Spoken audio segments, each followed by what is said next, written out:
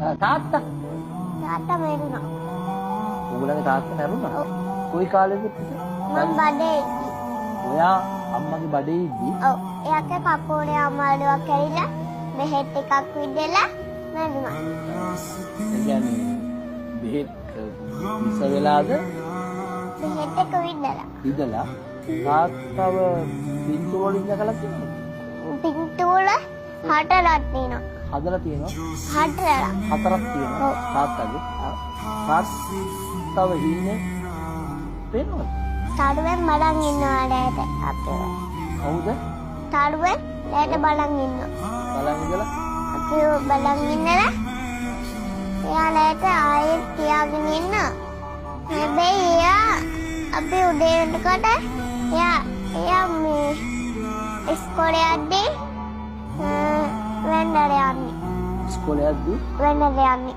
තාත්තට ඔව්. හැමදාම කොටද වදින්නේ? කොට එකට. මහා වැඳලා යන්නේ. උඩුව තියලා වෙන්නලා ඉස්කෝලේ යනවා. කවුද එහෙම කරන්න කියලා දීලා තියෙන්නේ? අච්චි. හරි. වඩා අපරාධද? ඔව්. කවදාවත් දැකලා නැහැ. ඒවන අපරාධද? මේ මං අපච්චි කියන්නේ. මේ ඇත්තද කතාවද?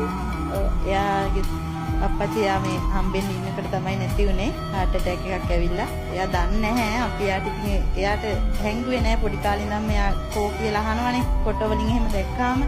එතකොට අපි කිව්වා පොඩි කාලේ ඉඳන් මෙයාට කිව්වා මෙහෙම අප්පච්චි නැති වෙලා මෙහෙමයි කියලා.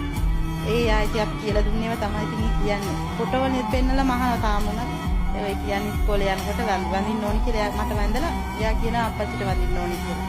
එයා වැඳලා අත් දෙක එකතු කරලා වැඳලා ඉඳිනවා ෆොටෝ එක. ඉඹල තමයි යන්නේ ඉස්කෝලේ. ජීවිතේ සමාන දේවල් තියෙනවා මේ අපි බලාපොරොත්තු වෙන විදිහට දේවල් සිද්ධ වෙන්නේ නැති. ඒ වගේම මේ වගේ තාත්තා විතරක් නෙමෙයි අම්මා තාත්තා දෙන්නම නැති දරුවෝ කොච්චර මේ ලෝකේ ඉන්නවද? ඉතින් ඒ අඩුව දැනෙන්න දෙන්නේ නැද්ද ඔයා තාත්තා නැති අඩුව? මගේ අයියා ඉන්නේ අම්මා ළඟ. මේ අයියාත් ඉන්නවා මගේ සහෝදරයා. එයාට තමයි මෙයා පොඩි කාලේ ඉඳන් තාත්තා කිව්වේ.